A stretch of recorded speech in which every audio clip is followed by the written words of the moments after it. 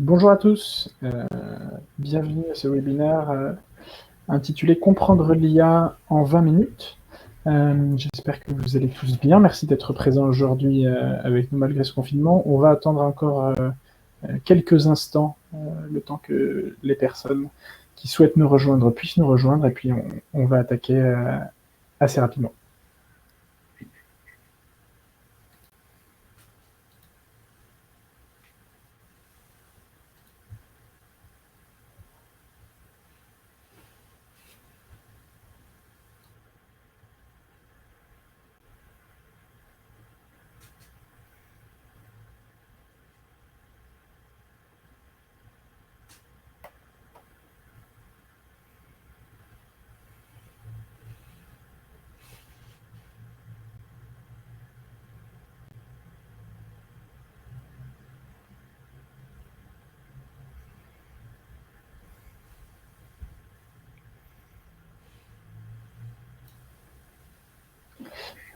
Très bien, bon écoutez, vous êtes déjà assez nombreux présents aujourd'hui. Nous allons commencer, et puis les personnes qui souhaitent nous rejoindre reprendront en route si cela vous convient. Est-ce que vous pouvez me confirmer que vous nous entendez correctement? Vous avez un chat à disposition. Normalement, est-ce que vous pourriez simplement me confirmer que vous nous entendez correctement? Oui, moi également, on fait le test pour les deux. Hop, merci Hélène, merci David, merci Amine, super. Rochelle également, très bien. Bon bah écoutez, merci beaucoup de vos réponses. Bon bah écoutez, bienvenue donc sur ce webinaire consacré à l'intelligence artificielle intitulé Comprendre l'IA, donc l'intelligence artificielle en 20 minutes. Aujourd'hui, nous allons parler intelligence artificielle et puis son application à la comptabilité. Donc je me présente rapidement, je m'appelle Baptiste Delal, je travaille chez Time sur la partie commercialisation de nos outils auprès des cabinets d'expertise comptable. Je suis accompagné d'Arthur qui va se présenter juste après, simplement quelques petits points pour cadrer un petit peu. Donc c'est Arthur qui va nous faire la présentation aujourd'hui et nous expliquer un petit peu comment fonctionne, qu'est-ce que le machine learning en fait, et comment cela fonctionne. Si vous avez des questions, je vous invite à les poser sur le chat, et nous y répondrons à la fin du webinaire. Et puis ensuite, si derrière vous souhaitez qu'on voit quelques notions en particulier, on pourra y travailler ensemble. On vous laissera nos coordonnées et la possibilité de prendre rendez-vous pour qu'on en discute plus en détail ensemble. Eh bien, Arthur, je te laisse la parole. Oui, tout à fait. Donc bonjour à tous. Merci de votre participation, ça fait très plaisir. Donc moi, je suis data scientist chez Time depuis maintenant 3 ans et demi. Et donc j'ai fait plusieurs présentations par le passé sur un petit peu les ficelles de notre métier, comment ça s'applique chez Time. Et je veux dire que c'est toujours une très bonne expérience de pouvoir expliquer un petit peu au grand public ce qui se cache derrière des termes comme IA, machine learning, deep learning, qui sont un peu des gros mots, qui font un petit peu, qui nourrissent certains fantasmes. Alors que, alors évidemment, ça fait des choses très intéressantes, mais démythifier un petit peu les termes qu'on entend, les buzzwords comme ça, c'est une activité que je pense est, on va dire, pleine de sens. Donc pour commencer directement, donc on a deux termes ici, donc dans le titre et dans le titre de cette première présentation, donc IA et machine learning. Qu'est-ce que c'est la différence? Comme l'a dit Baptiste, on va articuler ça en deux parties. Donc, d'une part, je vais vous expliquer un petit peu la différence entre les deux, les grands principes généraux, on va dire. Et par la suite, je vous expliquerai comment est-ce que nous, on a mis ça en application chez Time et comment ça fonctionne concrètement dans la comptabilité, quoi. Alors, qu'est-ce que c'est l'IA? L'IA, c'est un terme assez vieux. C'est un vaste domaine de recherche c'est très vieux, hein, ça a 70 ans quasiment. Ça regroupe beaucoup de domaines. Il y a des domaines qui sont qu'on appelle le connexionnisme, qui sont venus s'inspirer de travaux en neurosciences pour essayer de comprendre comment marche l'intelligence chez l'homme et d'en produire une version artificielle avec des ordinateurs. Il y a des méthodes comme les systèmes experts qui ont été développés dans les années 80, que vous connaissez en fait. Ça peut être des expressions régulières, ça peut être des suites d'instructions dans un ordinateur. Et il y a une méthode qui est un petit peu plus récente, mais qui est pareil, dont les fondements sont assez anciens, qui est le machine learning, qui est ce qu'on fait chez Time et qui est, on va dire, le gros morceau de l'iceberg de l'IA aujourd'hui dans l'industrie, c'est la théorie des mathématiques appliquées qui permet de résoudre des problèmes on va dire, des problèmes comme les échecs, des problèmes comme différencier un chien d'un chat. Donc on va s'appesantir sur cet exemple-là juste après. Et donc, qu'est-ce que le machine learning concrètement? Donc c'est une méthode mathématique, donc c'est vraiment une manière de formuler un problème. Je veux par exemple répondre à la question, j'ai des images de chiens et de chats, est-ce que je suis capable de deviner, si je donne l'image, le bon label? Donc est-ce que c'est un chien ou est-ce que c'est un chat? Il y a plusieurs manières de répondre à ce problème. Une première manière, c'est de, par exemple, faire appel à à des zoologues, par exemple, ou des experts sur, on va dire, les caractéristiques morphologiques des chiens et des chats. Je sais pas, la forme des oreilles, la longueur des moustaches, la forme des yeux, tout un tas de choses auxquelles on peut penser, qu'on va réussir à expliquer explicitement à un ordinateur, par exemple, avec des règles. Donc ça serait une modélisation avec, ce serait un système expert, en fait. On pourrait rajouter également des méthodes de traitement du signal, qui arrivent à détecter, on va dire, les contours, qui arrivent à détecter les contrastes. Donc, toutes ces méthodes qui seraient, on va dire, c'est de l'intelligence, c'est de l'expertise que l'humain a emmagasiné et qu'il transmet directement à l'ordinateur. Donc ça, c'est ce qu'on appelle la modélisation de la connaissance métier, les systèmes experts, ou des théories, enfin des théories mathématiques qu'on applique de manière déterministe. Et pas à l'opposé, mais une autre approche en parallèle qui se développe, c'est de se dire, finalement, ça c'est compliqué, ça pose des problèmes de maintenance, ça peut être très gourmand en temps, et en temps humain surtout. Donc moi, j'ai envie de faire autrement. Est-ce que je pourrais pas trouver une manière de faire où j'ai pas besoin de spécifier de connaissances a priori, et où, on va dire, l'ordinateur va se débrouiller tout seul? Donc ça, c'est l'approche du machine learning. Comment ça se passe concrètement? Eh ben, il va faire de l'apprentissage par essai-erreur. C'est-à-dire on va lui montrer une image. Donc, on va lui montrer une image, par exemple un chien. Il faut imaginer que l'algorithme de machine learning, qu'est-ce que c'est? C'est juste une espèce de fonction générique. Donc, c'est une boîte générique qui peut tout faire a priori. Si on ne change aucun paramètre, on peut essayer de lui faire prédire la différence entre un chien et un chat. On pourrait aussi essayer de lui faire prédire, je sais pas, détecter des tumeurs dans une image. La méthode est suffisamment générale pour pouvoir répondre à des problèmes extrêmement différents. Donc, il faut imaginer qu'on a des paramètres sur lesquels on peut agir. Donc, ici, on les formalise avec des boutons. Et ces boutons, ils vont aboutir à une réponse, étant donné l'image qu'on lui donne.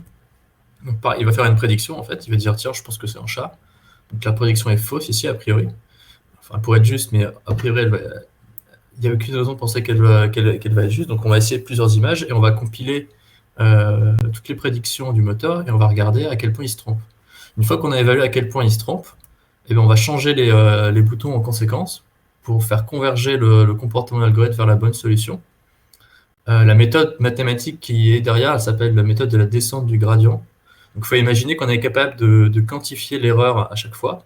Ça va prendre la forme d'une courbe, par exemple une courbe comme x au carré, donc c'est une courbe qui est en cloche comme ça, et on cherche à aller tout au fond. Tout au fond, ça veut dire qu'on est à 0, donc on prédit tout parfaitement. Et on a la méthode de la descente du gradient, c'est une méthode qui permet de se promener le long de cette courbe et de dire, tiens, pour aller vers le fond, il faut aller dans cette direction. Et ça nous donne la manière qu'il faut utiliser pour changer les paramètres en conséquence. Et donc, on va faire ça successivement. On va prendre plusieurs images, on va regarder la prédiction, on va pas changer les paramètres si c'est bon, et puis si c'est faux, on va continuer à les changer comme ça. Et on va faire ça sur ce qu'on appelle un set d'entraînement. Donc, c'est toutes les images qu'on s'autorise à montrer à l'algorithme pour, on va dire, constituer sa compréhension du problème. Donc, par exemple, là, on a montré, mettons 3 images, par exemple. Donc, on a changé les paramètres d'une certaine manière. Et on va se dire, tiens, bon, ok, là, il arrive à prédire suffisamment bien toutes les images que je lui ai montrées. Est-ce qu'il a vraiment appris quelque chose? Et comment est-ce qu'on répond à cette question? Parce qu'on pourrait se dire, finalement, si j'ai autant de paramètres que d'images, ou même si j'ai beaucoup plus de paramètres que d'images, peut-être que je peux juste apprendre par cœur toutes les images de mon set d'entraînement et comme un apprentissage par cœur bête où il n'y a pas de compréhension. Il va juste recracher tout ce qu'il a appris par cœur, et puis si on lui montre une nouvelle image qu'il n'a jamais vue, eh bien peut-être qu'il va juste pas être capable de répondre. Et donc la manière qu'on a de vérifier le comportement, évidemment, c'est dans les algorithmes qui sont utilisés, il y a des garanties qui sont données lorsqu'on atteint, on va dire, le fond de la courbe dont je vous ai parlé, qui disent que si les images qu'on n'a pas vues et qu'on montre sont suffisamment semblables aux images qu'on a montrées durant l'entraînement, bien a priori, il aura réussi à extraire, il aura extrait des caractéristiques communes. Et donc ce qu'on fait, c'est que on va figer les paramètres qu'on a changés au fur et à mesure de l'entraînement, et on va lui montrer des nouvelles images. Donc si vous avez fait attention, les images de chien et de chat ici sont pas les mêmes. Et donc évidemment, l'objectif, c'est quand même de pouvoir imiter ce qu'il a appris durant son apprentissage, et d'être capable de produire la bonne prédiction comme ici. Donc là, si l'algorithme a été bien entraîné, eh bien, il est capable de dire que la première image est un chien et que les deux autres sont des chats. Il est même capable de quantifier à quel point il est sûr que la première image est un chien et que les deux autres images sont des chats. Donc ça, c'est pour, on va dire, le mécanisme général. On a des images d'entraînement, on a des images de test, on fait converger l'algorithme sur les images d'entraînement en changeant les paramètres au fur et à mesure, sachant que la manière dont on change les paramètres tient compte des changements qui ont été faits précédemment. C'est-à-dire qu'il n'y a pas de phénomène de régression de l'apprentissage. C'est-à-dire que si j'ai vu 10 images, que j'ai corrigé les paramètres sur ces 10 premières images, la correction qui interviendra sur la 11e image ne va pas détériorer le comportement sur les 10 premières images. Donc il y a vraiment une capacité à apprendre au fur et à mesure. Et là où l'algorithme se comporte bien, c'est quand l'apprentissage qu'il a fait sur les images qu'il a vues durant l'entraînement, il reflète bien des structures fondamentales qu'on va retrouver dans des images qu'il n'aura pas vues, mais il va réussir à reconnaître dans ces images, on va dire, les caractéristiques communes. Donc, par exemple, ici, j'ai donné des caractéristiques a priori qu'on pouvait viser si on voulait faire un système expert. Par exemple, regardez la forme des oreilles. Si ça se trouve, l'algorithme a appris ces choses-là. Mais par contre, c'est pas moi qui lui aurais demandé d'apprendre ça. Il l'aura appris tout seul grâce au framework général, à la méthode générale du machine learning. Donc là, il se pose une autre question. C'est, il sait faire des chiens et des chats, très bien. Mais moi, humain, je sais faire beaucoup plus de choses. Et par exemple, si je lui montre une image de lapin, qu'est-ce qui va se passer? Parce que c'est une question assez naturelle, finalement. Mon algorithme, dès 1996, on a réussi à faire Deep Blue qui battait Kasparov aux échecs. Que se passerait-il si on lui demandait de jouer au puissance 4? La réponse, c'est qu'au puissance 4, il ne se ferait battre par un enfant de 5 ans. Parce que tout simplement, il n'a pas été entraîné à gérer, à comprendre le problème du puissance 4. Et de la même manière, ici, il est absolument incapable de comprendre ce que c'est un lapin. Parce qu'en fait, c'est on va dire, à la fois la force et la limitation des méthodes de machine learning actuelles. D'une manière très générale, même les méthodes à la pointe ont toutes, on va dire, cette même limitation. Et ce qui en fait aussi leur force, c'est que ce sont des intelligences, on va dire, très spécialistes, très limitées. C'est-à-dire qu'on définit un problème, des chiens, des chats. S'il te plaît, apprends à déterminer les différences, et apprends à reconnaître un chien d'un chat. Si jamais je lui montre un lapin, il va être complètement incapable, il va produire une réponse, il va dire je pense que c'est peut-être un chat, je pense que c'est peut-être un chien. Il sera absolument incapable d'extrapolation. Donc ça, c'est on va dire, ça lui permet d'être extrêmement performant sur des tâches très précises, bien définies. Par contre, ça le rend, pour le moment, on n'est pas capable de faire de l'extrapolation avec ce genre de méthode. Arthur, est-ce que c'est ça qu'on appelle la différence entre de l'intelligence artificielle faible et de l'intelligence artificielle forte qui serait capable de travailler sur plusieurs domaines? C'est un peu, oui, c'est l'idée générale, c'est-à-dire que on parle d'intelligence forte, une intelligence qui est capable de comprendre à peu près tout ce qui se passe dans son environnement. C'est un bien grand mot, évidemment. Moi, je comprends pas tout ce qui se passe dans mon environnement. Je veux dire, il y a des phénomènes physiques que je comprends pas du tout. Mais disons que si on me met dans un nouvel environnement, je vais être capable de l'explorer. J'ai des mécanismes qui font que l'humain a des mécanismes qui font qu'il est capable de mettre le monde dans lequel il vit en cohérence et de s'adapter au mieux, quoi. un algorithme d'intelligence artificielle comme un algorithme de machine learning, si j'entraîne un algorithme pour apprendre à reconnaître un chien d'un chat, en fait, c'est vraiment une tâche informatique. Il est programmé pour faire ça. Donc, c'est un programme informatique et en dehors des spécifications du programme informatique, son univers se limite à cette problématique très simple. Il n'a pas connaissance, il n'a pas une conscience du monde dans lequel il vit, quoi. Il a même pas de conscience, il a juste la connaissance du problème tel qu'il a été formulé dans l'ordinateur pour être résolu, quoi. Donc, pour des applications du machine learning qui sont assez vastes, évidemment, donc j'ai cité des détections de tumeurs. À vrai dire, ça a été un progrès significatif dans le traitement des tumeurs et dans l'identification des tumeurs sur des images d'IRM. Donc ça, on va dire, c'est pas le robot qui remplace l'humain, c'est le robot qui vient aider l'humain. Et c'est vraiment là où le machine learning est très fort, et très très fort, c'est de faire de la suggestion et souligner certains détails que l'humain pourrait rater, en fait. D'autres applications, c'est évidemment le filtrage des spams, qui nous permet de ne pas devenir fou dans notre boîte mail tous les jours. Les recommandations Netflix qui nous permettent de réfléchir encore moins le soir quand on a envie de se prélasser. Et évidemment, lorsqu'on n'a pas trop envie ou lorsqu'on en a marre de faire sa comptabilité, eh bien d'avoir un outil qui vient nous aider le plus possible à passer le moins de temps dessus. Donc ce qui nous amène à la deuxième partie de cette présentation. Qu'est-ce que c'est l'IA chez Time? Donc, vous l'aurez compris, l'IA chez Time, c'est du machine learning. Et qu'est-ce que c'est que le machine learning chez Time? Eh bien, nous, on ne s'intéresse pas à des chiens et des chats, on s'intéresse à des transactions bancaires. Et on cherche à lui donner une représentation dans notre comptabilité. Donc cette représentation, elle peut être de deux types. En gros, soit je fais de la compta de trésorerie, soit je fais de la compta d'engagement. Soit je cherche à donner une nature économique sur les transactions qu'il y a sur mon compte en banque. Soit, par exemple, je veux donner un compte de tiers. Et comme ça, donc, je peux faire de la comptabilité sur mes tiers. Donc ça peut être de la comptabilité d'engagement, notamment, quoi. Et donc, ce que j'ai présenté dans la première présentation, c'est la boîte du milieu avec des fils un peu partout, un peu mystérieux. Donc, on comprend un tout petit peu mieux maintenant comment la boîte s'articule. Et si vous voulez bien, ce qu'on va faire, c'est que maintenant, on va aller voir un petit peu plus en détail ce qu'il y a dans cette boîte.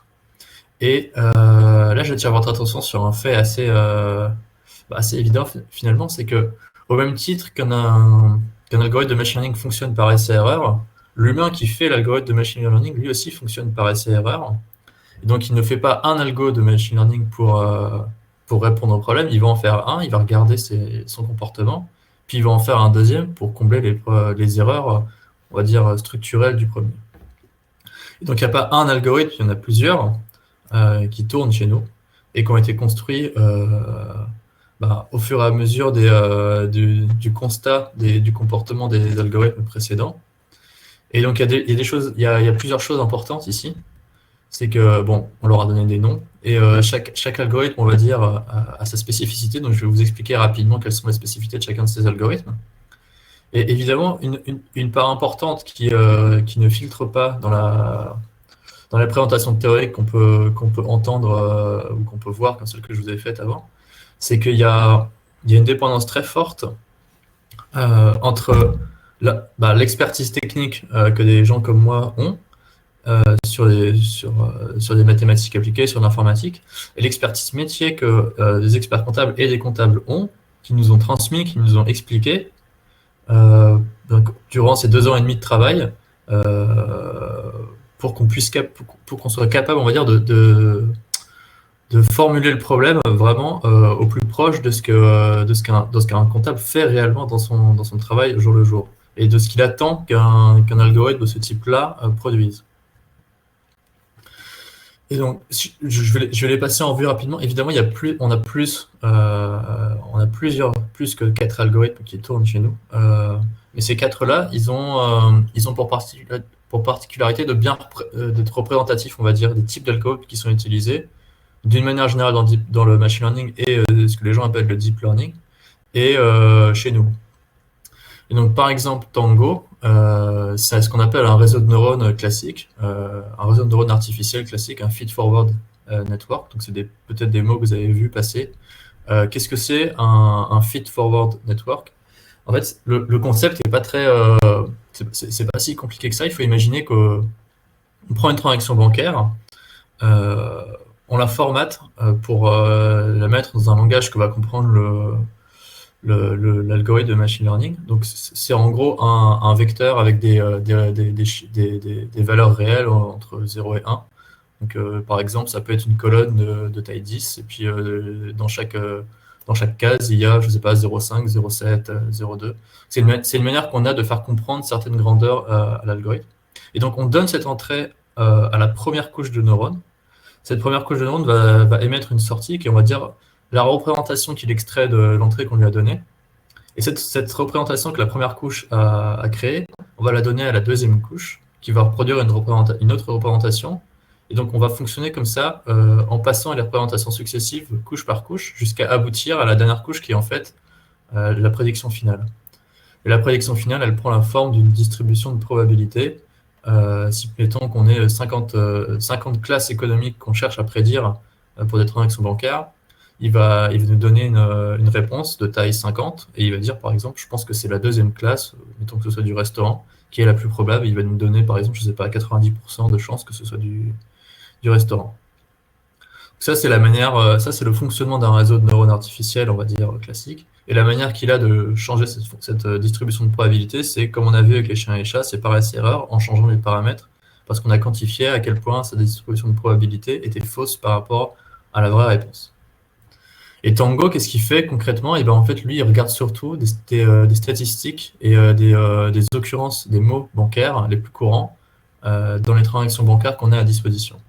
Il faut savoir qu'on a environ 5 millions de transactions, et que donc pour entraîner Tango ou pour entraîner nos algorithmes, on brasse ces 5 millions de transactions plusieurs fois afin d'en extraire justement les structures communes et qu'on va pouvoir retrouver par la suite. Dans un autre genre assez proche, mais un petit peu différent, c'est Magica. Alors Magica, qu'est-ce que c'est? C'est ce qu'on appelle un réseau de neurones récurrent.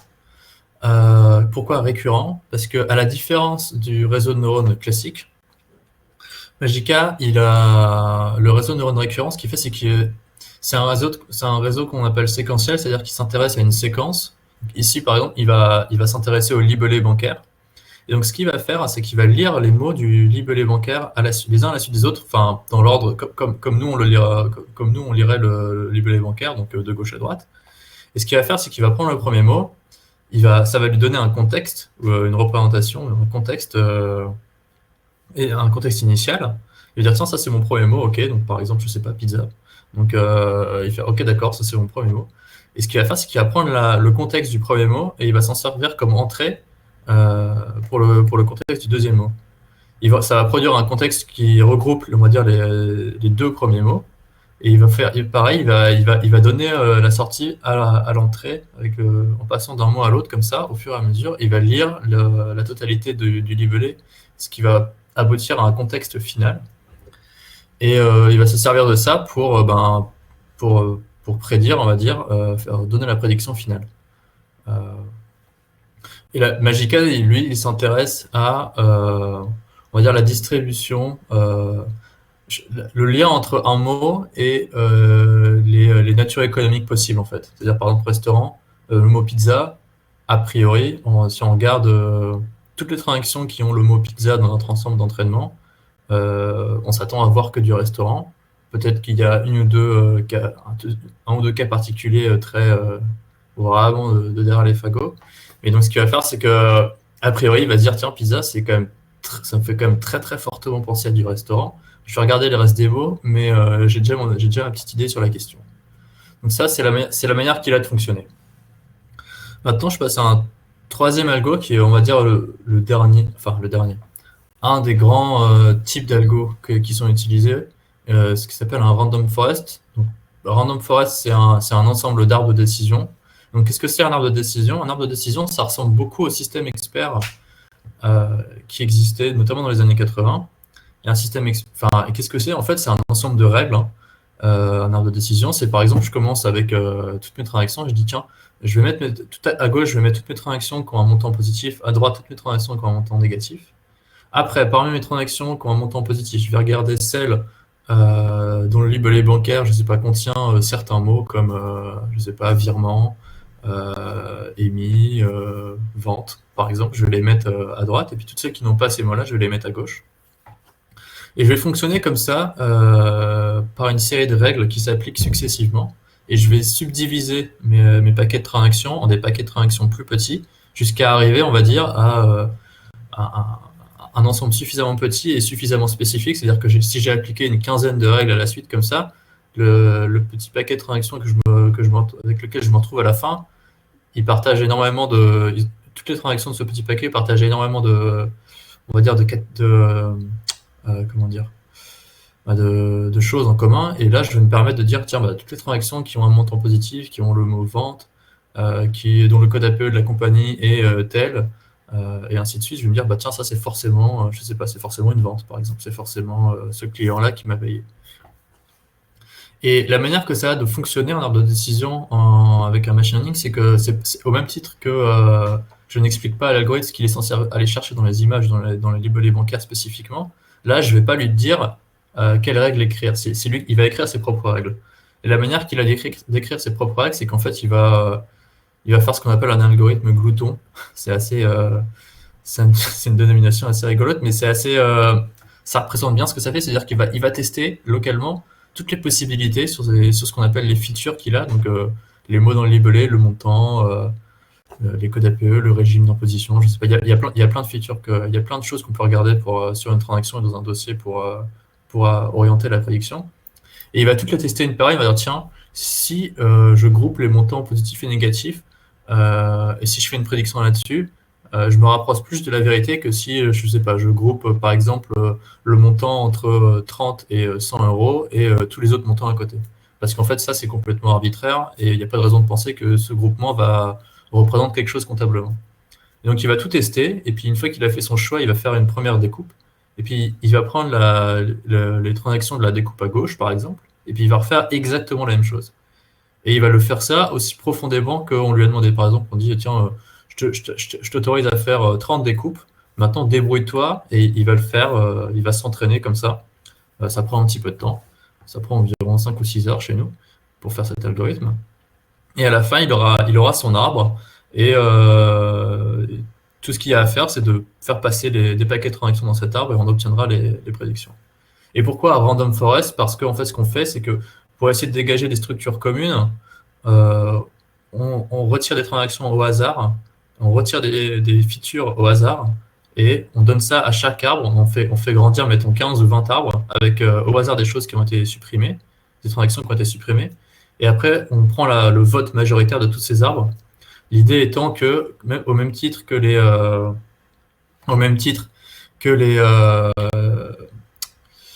que lorsqu'on développe un vaccin, par exemple, on fait des tests randomisés parce qu'on on veut se prémunir d'effets des effets statistiques qui auraient trait à la population, mais qui ne sont pas généralisables. Donc, par exemple, on prend 1000 personnes et puis on donne un placebo à la moitié d'entre eux au hasard et le vaccin à l'autre moitié d'entre eux. Et s'il y a un effet qui est significatif, ça veut dire que le vaccin représente vraiment quelque chose. Ici, c'est pareil. Si je prends des transactions, j'en retire au hasard. Si je prends la moyenne, je retire des transactions au hasard qui sont différentes pour chaque arbre. Je regarde la prédiction moyenne. S'ils ont appris quelque chose s'il y avait quelque chose à apprendre, cette méthode-là le fera ressortir. Et enfin, le dernier algorithme, c'est un algorithme qui est directement issu des connaissances métiers, qui permet de filtrer les quelques cas particuliers qui peuvent poser problème. Par exemple, la présence de chèque dans le libellé. Parce que on sait très bien que quand on voit chèque avec un numéro ou une référence un peu obscure, il n'y a pas grand-chose à en tirer. Et donc, par voie de conséquence, même les algorithmes vont produire une prédiction qui est, on va dire, pas exploitable. Et donc, si je reprends rapidement... ah oui, et donc, excusez-moi. Pour vous donner une idée, ça prend environ 10 ou 12 heures à entraîner notre ensemble d'algorithmes, avec 5 millions de transactions, comme j'ai dit. Et ça a des capacités de prédiction qui sont, voilà, ça peut prédire jusqu'à 10, 20 000 transactions en simultané. Parce que ce qui est très dur, ce qui est très coûteux en temps, c'est l'apprentissage. Mais une fois que ça a appris, ce sont des opérations mathématiques qui sont optimisées, ces opérations linéaires qui sont optimisées, qui sont extrêmement rapides. Donc ça, c'est un gros avantage. Donc concrètement, comment ça se passe une fois qu'on a entraîné? On prend une transaction, on fait une prédiction, on fait une vérification. Donc par exemple, s'il y a un chèque ou non. Il y a d'autres vérifications qui sont faites. Ça, c'est un exemple, on va dire, un peu emblématique. Et si la vérification valide, eh bien, on envoie la prédiction. Et donc concrètement, comment chez nous, il y aura 2% de transactions qui sont filtrées comme ça. Et donc il y a une prédiction qui est envoyée sur la prod de TimePlus dans 98% des cas. Et pour vous donner une idée, maintenant les algorithmes, on arrive à un point où ils commencent à être plus trop différenciables d'un comptable expérimenté. C'est-à-dire qu'il y a vraiment là où avant un comptable tu dois toujours dans certains endroits faire ces transactions une par une. Ici, il n'a plus qu'à, même si on a un nouveau client qui arrive demain avec 100 000 transactions ou même 1 million de transactions, en une heure, voire en quelques minutes, voire en quelques dizaines de minutes, toutes les prédictions seront bouclées par l'algorithme. Et il n'aura plus qu'à vérifier, on va dire, les cas un petit peu risqués. Par exemple, je sais pas, une transaction à 10 000 euros, il y en a quelques-unes. Il va peut-être aller relire ce qu'a fait l'algorithme. Mais globalement, c'est juste la très très grande majorité du temps, et surtout il peut juste aller regarder, il a juste à aller vérifier les quelques endroits où ça pourrait poser problème. Il vérifie et ça lui fait ça représente tout de même un gain de temps qui est considérable. Évidemment, donc ça se fatigue pas, et surtout ça permet de lisser complètement la production parce que l'algorithme tourne en continu, il tourne toutes les 5 minutes. Toutes les 5 minutes, il va vérifier les nouvelles transactions, il tourne le week-end. Et donc ça permet aux collaborateurs comptables de lisser complètement son travail de production et de rentrer au mieux dans son agenda, quoi.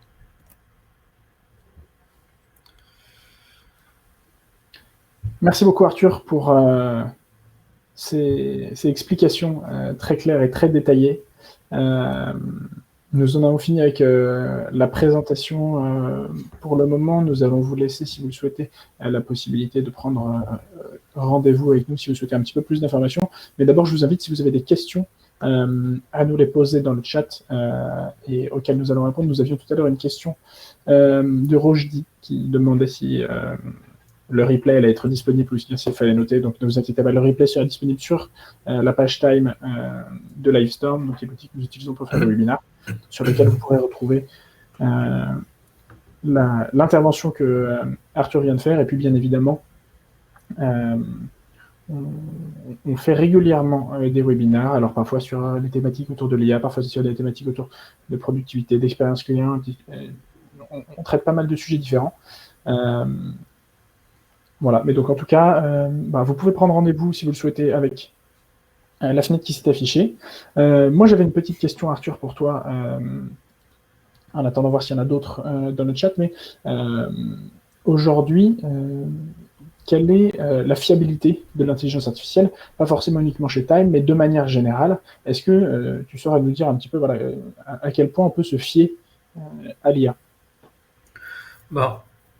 En fait, là-dedans, ça recoupe plusieurs problèmes. C'est-à-dire que déjà, il y a des choses que fait l'IA où la notion de fiabilité n'a pas forcément grand sens. C'est-à-dire, par exemple, les recommandations sur Netflix. Bon, il peut faire des recommandations on va se dire, non mais qu'est-ce qu'il a fumé?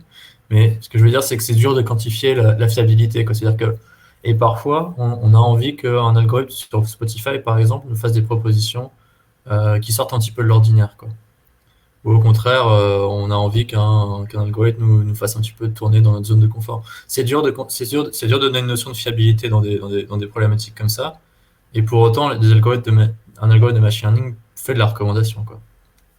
Là où on peut parler de fiabilité, par exemple, c'est sur le filtrage des spams. Et je ne sais pas si vous avez regardé si vous regardez parfois ce que filtre Google sur les spams, mais c'est ce que je qualifierais de relativement fiable, quoi. C'est-à-dire qu'il y a quand même ça arrive très rarement qu'ils filtrent des choses qui ne devraient pas être filtrées et inversement, quoi. Dans un autre genre, les essais de la voiture complètement autonome de Tesla montrent que sur circuit et même en ville, la conduite de la voiture valide quand même énormément de critères de fiabilité, quoi. Alors, il faut toujours faire... ça fait partie des choses dont la fiabilité, c'est facile à définir pour un humain, c'est-à-dire que je ne crée pas d'accident, je ne tue pas tout le monde, je ne deviens pas un conducteur fou, quoi. pour quantifier ça dans un algorithme, c'est une autre paire de manches, mais on va dire ils sont en très très bonne voie, quoi. Là où la notion de fiabilité, nous importe en comptabilité, c'est-à-dire qu'on n'a pas envie que, enfin, il y a des erreurs à ne pas faire en comptabilité, et on peut pas, on va dire, on peut a posteriori, c'est ce qu'on fait parfois, on peut dire de toute façon cette prédiction-là, elle est impossible. Donc si tu me l'as fait, je l'envoie pas. Mais d'une manière générale, on a quand même envie que sur 100 000 transactions, on en ait à revoir que, je sais pas, quelques centaines, quoi. C'est un peu l'idée, quoi. Et les algorithmes qui sont aujourd'hui en prod chez Time, ils donnent ce genre de garantie, quoi. Donc de ce point de vue-là, on va dire qu'ils sont fiables, quoi. Ils sont Très bien. fiables et surtout, ils sont contrôlables à un coût négligeable pour l'humain par rapport au coût de devoir faire la production lui-même, quoi. Donc c'est en ce sens-là qu'on peut définir la fiabilité. Très bien. Et simplement pour conclure, est-ce que tu pourrais préciser combien de personnes vous êtes à travailler dans l'équipe qui travaille sur l'intelligence Ouais. artificielle chez Time, et puis quels sont un petit peu les rôles de chacun? Ouais, bien sûr. Donc nous, on est actuellement 3 data scientists, donc pardon 4, parce qu'il y a Joël qui nous a rejoint en juin dernier. Et à ça s'ajoute un métier très proche avec lequel on travaille main dans la main, qui sont les data engineers. Donc les data engineers, pour le moment, on a Victor et Louis, et on a un stagiaire, Lionel. Et enfin, on a ce qu'on appelle un product owner, qui est, on va dire, un coordinateur de l'équipe, qui permet aussi de dialoguer au mieux avec le reste du projet. Et voilà, donc ça forme, on va dire, donc, l'équipe data. Et le data engineer, là où le data scientist conçoit les modèles, conçoit, on va dire, les grandeurs statistiques à vérifier, tous les scénarios à tester, et on va dire fait le proof of concept, quoi. Donc fait l'algorithme dont on est content on est content du comportement. Le data engineer, lui, va prendre ce code, il va le mettre en production, ce qui assure, on va dire, la fiabilité et le fait de pouvoir avoir des prédictions toutes les 5 minutes en production directement sur nos applications et sur TechPulse. Très bien. Eh ben, écoute, merci pour cette réponse. On a une dernière question sur le chat, et puis après, on en restera là, je pense, parce qu'on a bientôt atteint la limite de temps imparti. Nous avons Amine qui demande quels outils et langages utilisez-vous pour coder et développer de l'intelligence artificielle? Alors chez nous, on est essentiellement en Python, qui est un langage de programmation assez haut niveau, qui est assez hésité dans la communauté scientifique et dans l'industrie. Il y a plusieurs frameworks, il y a des gens qui font ça en C++, en C. En fait, ça dépend vraiment à quel point on veut obtenir de la performance computationnelle. Mais il y a énormément de choses qui sont faites en Python aujourd'hui, des packages qui sont, on va dire, plus grand public, parce que là où des coder en C ou en C++, ça demande enfin, pour commencer à avoir des résultats avec ça, il faut investir plus de travail que si on veut utiliser des packages comme scikit-learn ou Keras en Python. Très bien. Eh bien, écoute, merci beaucoup pour ces précisions. Rochdi, je vois que vous venez de poser la question. Oui, vous pouvez aller sur le site si vous voulez de Time, ou bien si vous avez la pop-up qui s'était affichée avec demander une démo, vous pouvez remplir les informations et demander une démo, et on vous montrera un petit peu comment ça fonctionne. Si vous le souhaitez, hein, c'est pareil pour toutes les personnes qui sont présentes aujourd'hui, si vous souhaitez plus d'informations, voir un petit peu concrètement à quoi ça ressemble et comment est-ce que nos outils fonctionnent et comment est-ce que l'intelligence artificielle de Time fonctionne de manière plus concrète, je vous invite à prendre un rendez-vous sur le lien qui s'affiche ici, ou bien sur le site de Time, www.time avec 2i.fr. Voilà, et puis vous faites une demande de démo et on organisera ça pour que vous puissiez voir un petit peu plus en détail comment ça fonctionne. Et bien écoutez, je vous remercie. Je crois qu'on va en rester là pour aujourd'hui. Merci à tous d'avoir été présents, et puis si vous avez d'autres questions, n'hésitez pas à revenir vers nous.